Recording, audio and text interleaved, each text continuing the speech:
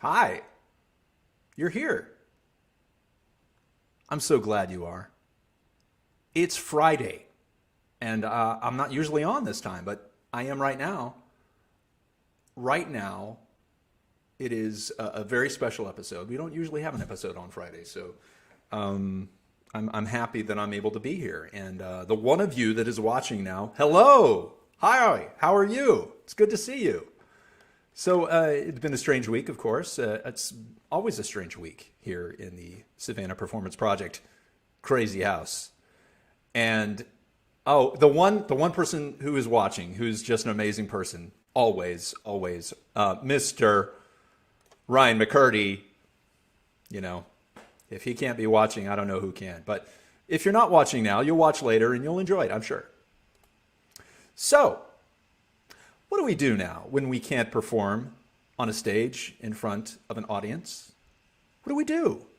We find other ways to do it. And I just so happen to have a close personal friend who has done just that and has created an amazing feat. Not just her, but others as well have brought together this amazing spectacle, which starts streaming today and follows through, I believe, the 22nd. She's going to give me the thumbs up. Is that right? Oh, thumbs down. 26th? No, sometime. It's going, and I'm going to give you a link to how to watch it soon after we start talking. But she is waiting backstage, and she's so excited to be here, and I'm so excited to have her. Ladies and gentlemen, Miss Amie Michelle Dasher. Hey. Hey. Hi, Ryan. How are you? I'm doing really well. I really enjoyed you giving me credit for the whole show. Yeah. Well, obviously. So, Amie, I've known you for, let's see. The Hobbit. I've known you since before Mamma Mia, I feel, but that was our first time on stage together, Mamma Mia. Gosh, I can't believe we never did anything at the Children's Theater. I know. Are you sure? You weren't in The Hobbit? I was not in The Hobbit. Although I have been referred to as a Hobbit. I was not in it. It's my hairy feet. That's the only reason why. No other reason. Maybe that was too much information. Anyway, yeah, so we never did a show together at the Children's Theater, but I know you are a Children's Theater, I don't want to say brat, because that's not right. No, I was 15 when I started. I was old. Wow. But I am very, very proud of my time at Savannah Children's Theater. Yes, I think we all are, and it still exists today because of people like you and Mr. Ryan McCurdy, who's, what am I doing? Ah, yes, I played the ring. Exactly. Thanks, Ryan. In The Hobbit, I played the ring. That makes sense. But yeah, so we performed together in Mamma Mia. You played, one of Sophie's friends. One of Sophie's friends. I was there 3 times. Exactly. You and Mrs. Shannon Zoller were Sophie's friends. And I felt like you brought a lot to that role, a lot of life, a lot of joy. And I personally, myself, I just enjoy watching you on stage because you just bring joy. You exude joy. Does anybody ever tell you that? No, but I'm dazzled by that. Thank you. Yeah, and also Mr. Ryan McCurdy, who is watching now, he shared the stage with you at Savannah Repertory Theater in a show.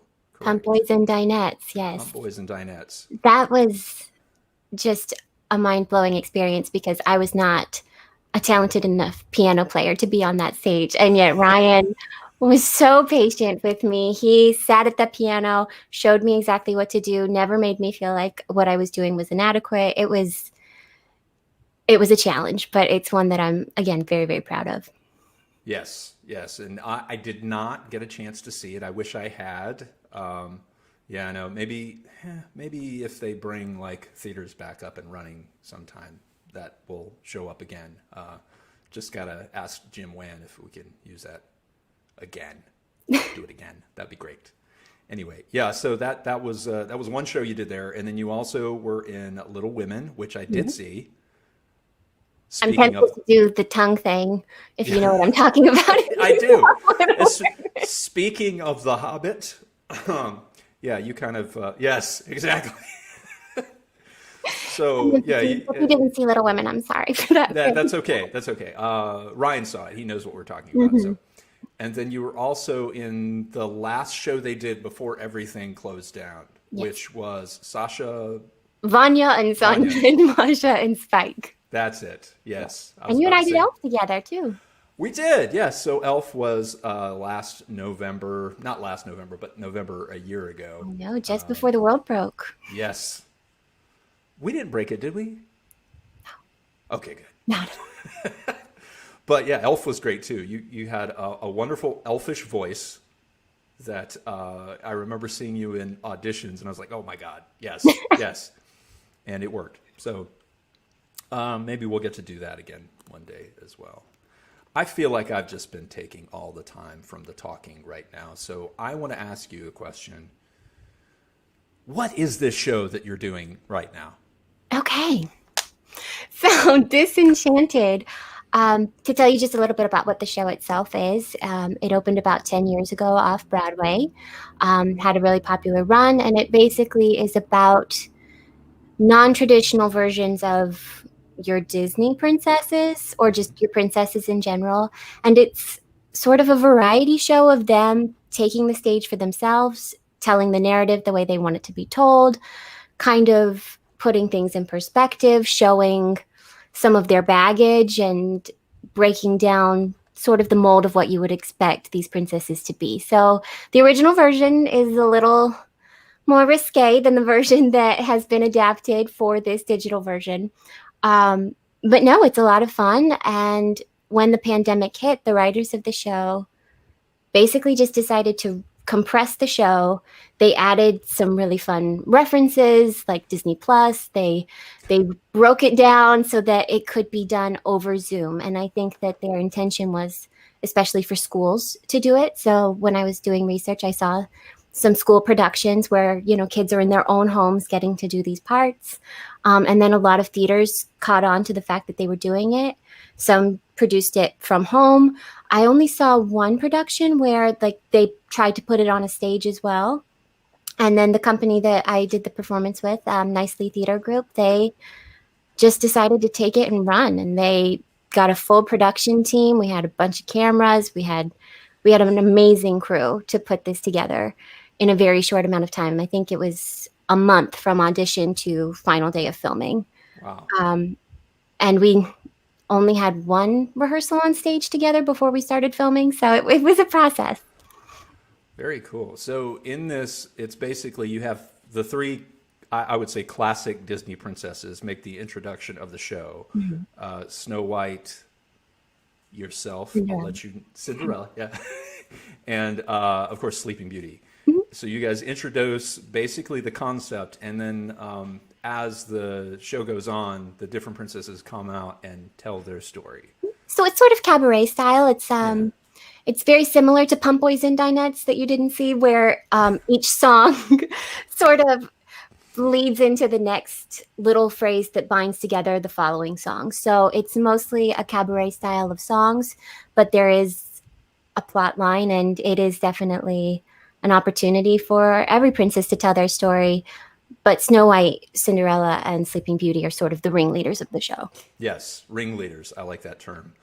Speaking of Cinderella, I just happen to have a fellow Cinderella in the room with me now.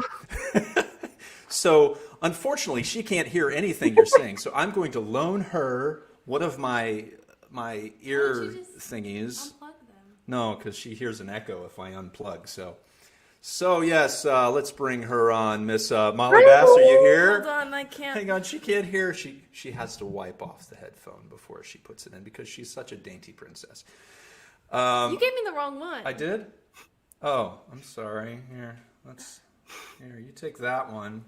This is such a process, and now neither one of us can hear anything. Let's see. Was this in my left or my right, or I can't remember. Is this... Well, no, you can't put it in that ear because then it'll be too far stretched. Oh, I see. You see? Yeah. I don't know if it'll work with this. Okay, yeah. Okay, That's how it's supposed to work. All right, there we go.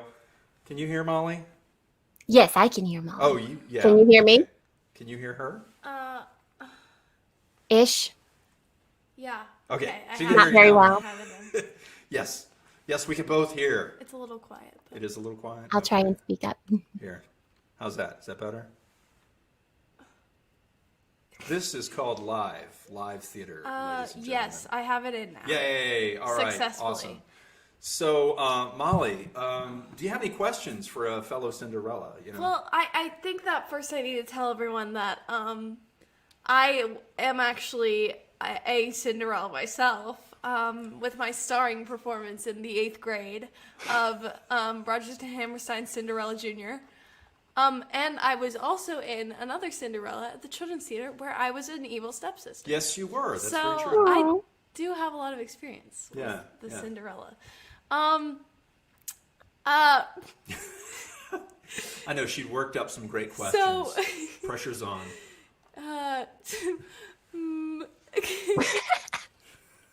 Oh, maybe Amie Wait, has no, a question for you. I do have a question. Okay, go ahead. So, what makes your Cinderella different from the normal one?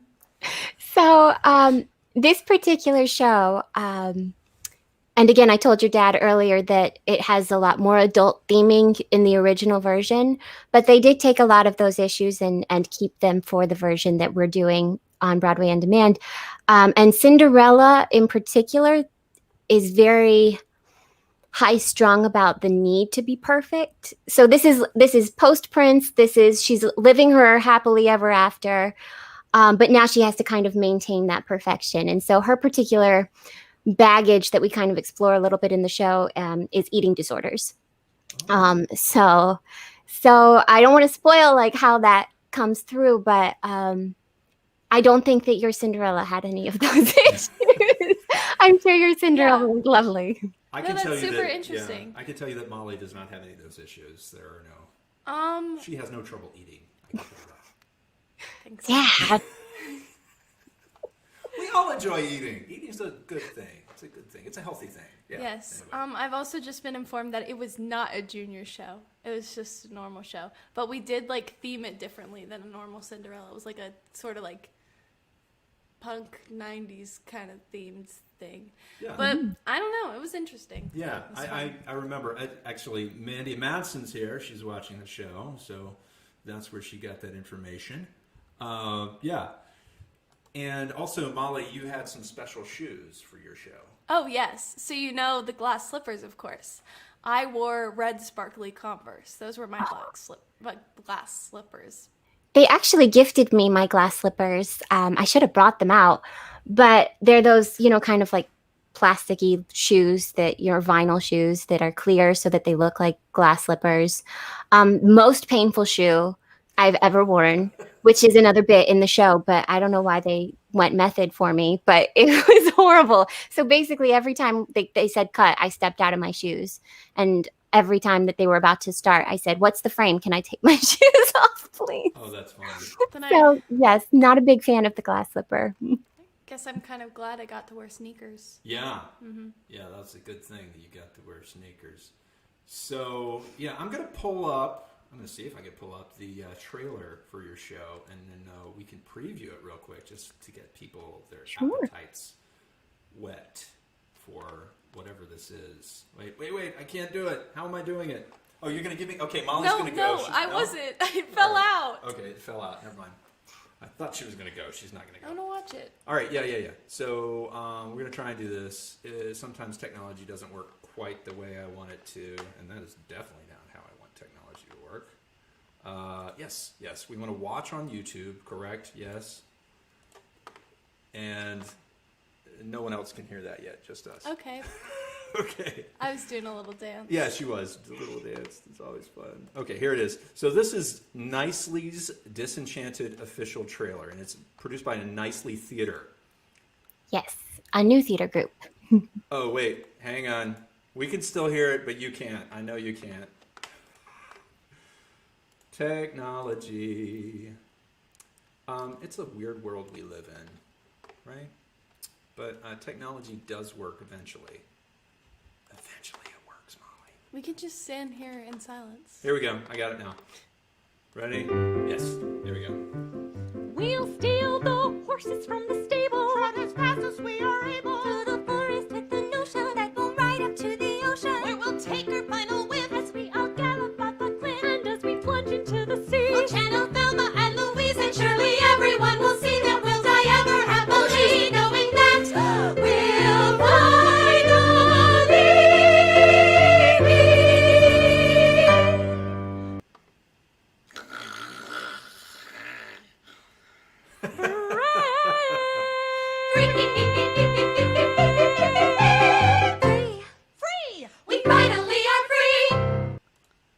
So it's like a sort of more real version of Disney princesses. Yes, it's definitely after their happily ever afters. They're talking about some of their issues.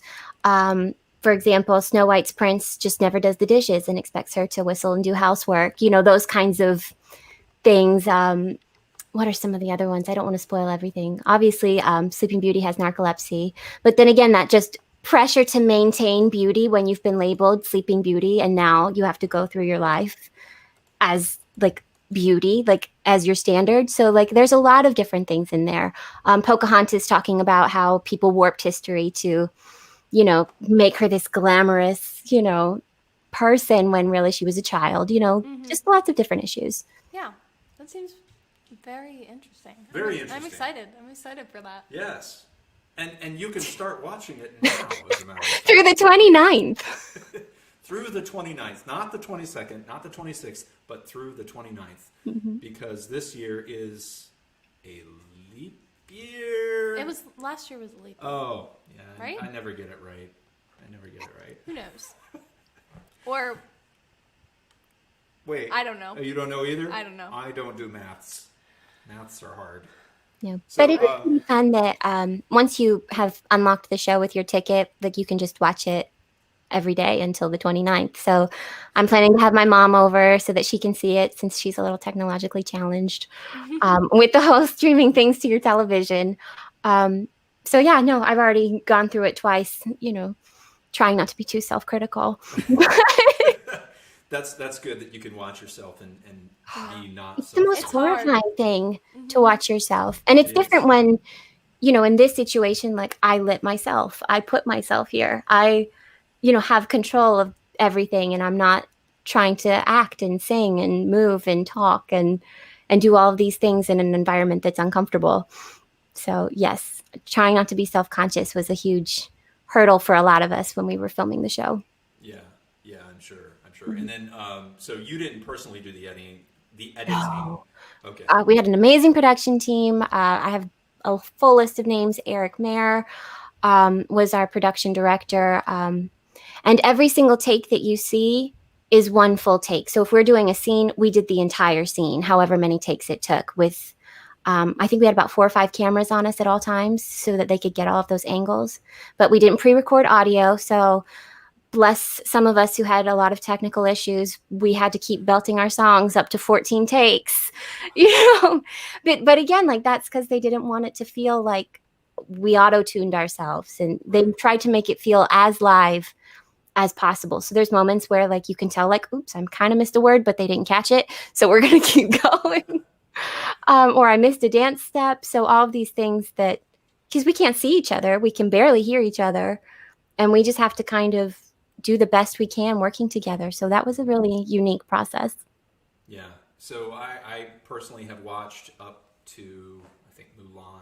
I started to get into the Mulan scene.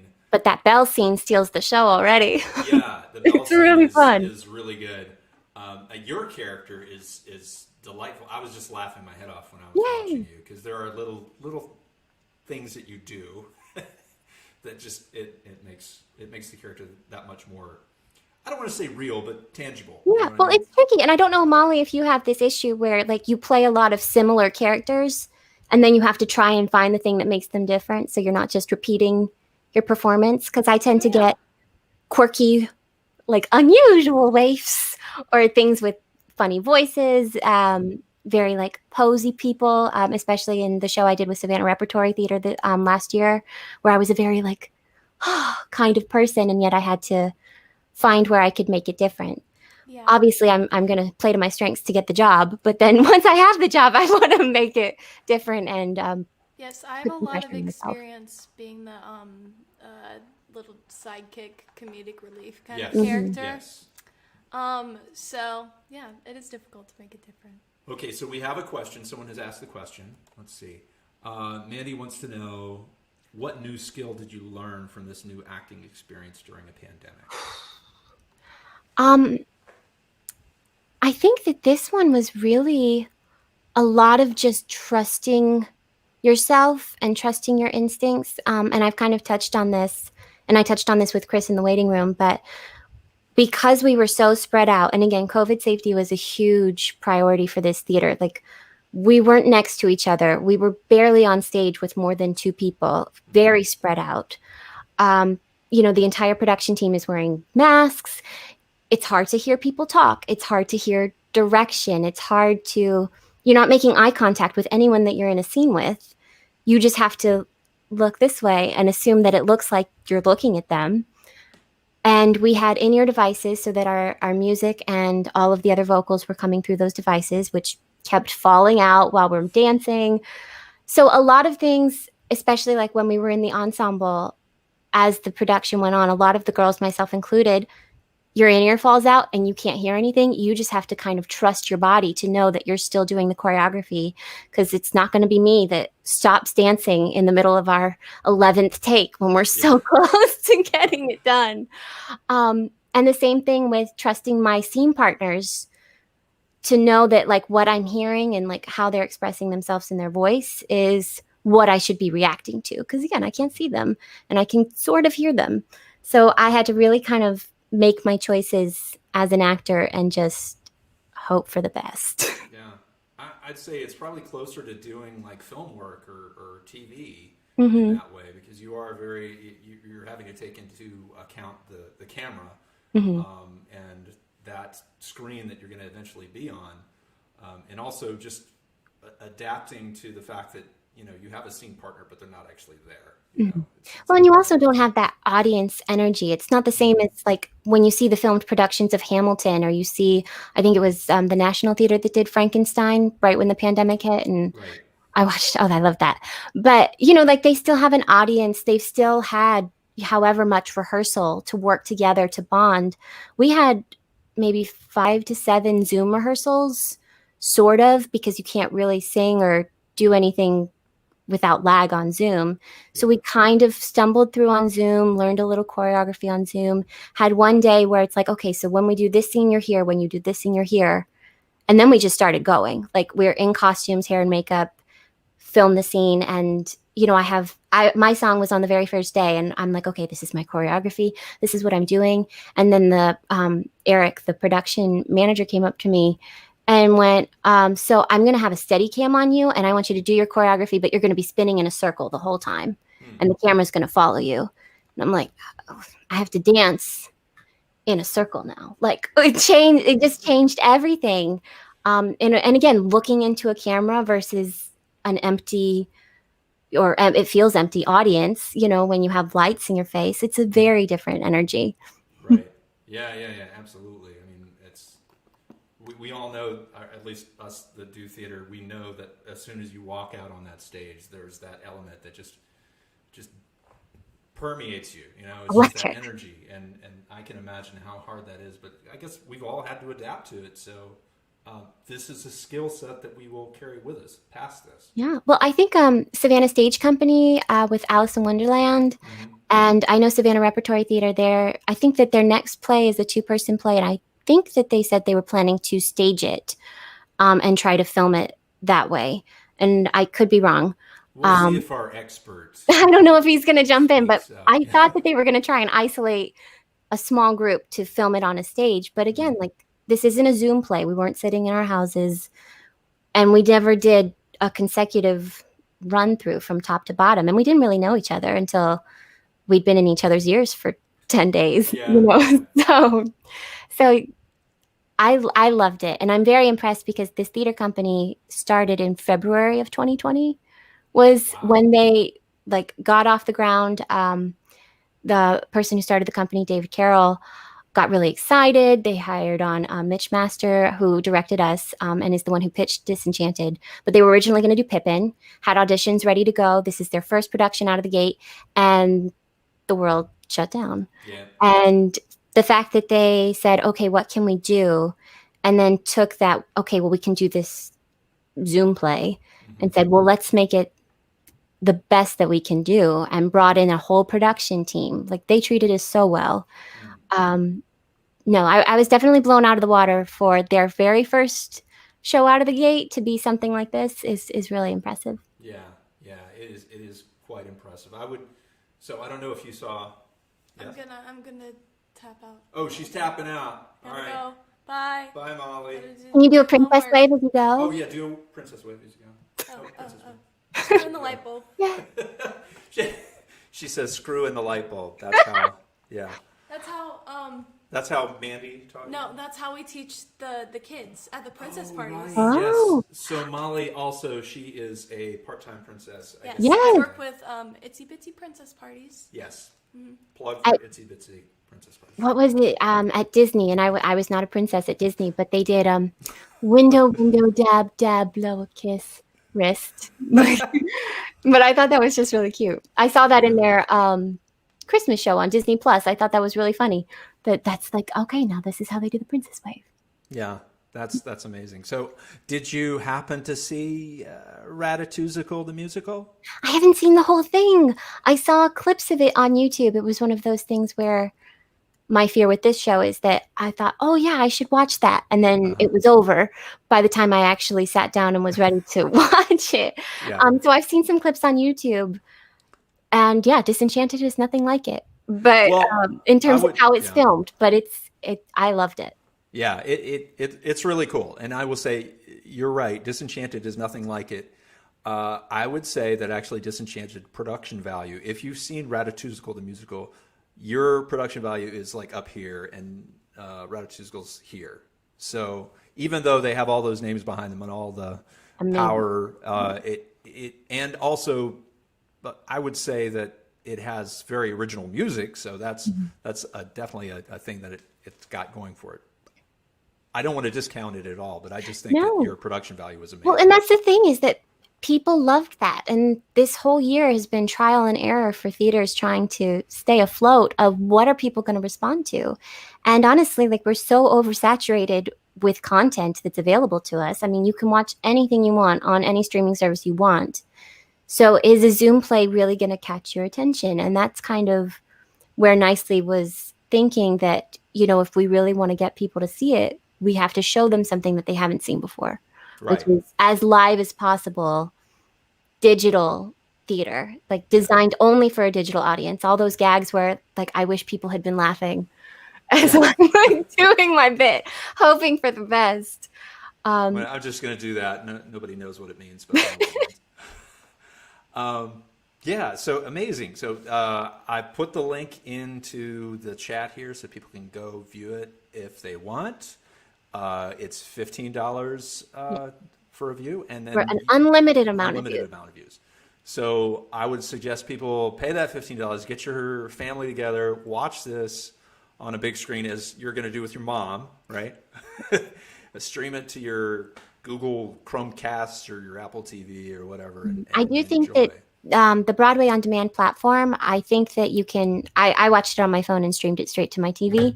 I don't think that they have Amazon Fire, but I think they have apps for Apple TV and Roku. They do indeed. I have used Broadway On Demand for that very purpose, so it is doable. And if you don't know how to do it, just ask me. I'm a technical whatever. Great, Amie.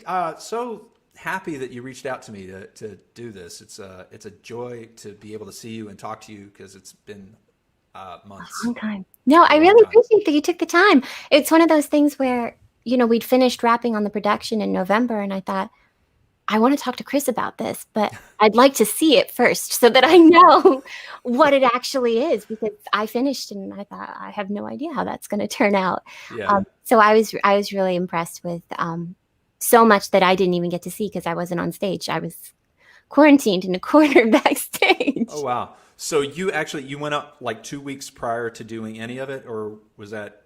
Oh, to Michigan. Yes. The company's in Michigan. And I found the audition on Broadway World, and my sister lives in Michigan. And I thought if they are paying enough that I can get to Michigan and back and still have a little left over, then I'm a working actor. I'm going to go. Yeah. So I was really lucky to be hired. I was the only non-Michigander in the show. I forgot your question. Non-Michigander. That's a real term, folks. I guess so. But no, I think I went up 3 days before because again, we didn't have any rehearsal. We had one day in the theater, say, try on your costume, stand on the stage. This is what we're hoping to do. Tomorrow, let's go. And we did. That's great. Well, I'll ask, do you have any questions for me? I hope that you let me know what you think when you finish the whole show. I will. I absolutely will. Thank you so much for joining us on this Friday, the 15th of January. Sounds like my phone's buzzing, so maybe I need to answer that. I don't know. I'm going to let it go for a minute. But yeah, I hope to see you soon in person as soon as all this stuff calms down and everybody gets their vaccine or whatever they're going to do. Let's do a show together. Yes, let's be funny on stage. Absolutely. Or a drama. I can do drama too. Yeah. I maybe do that.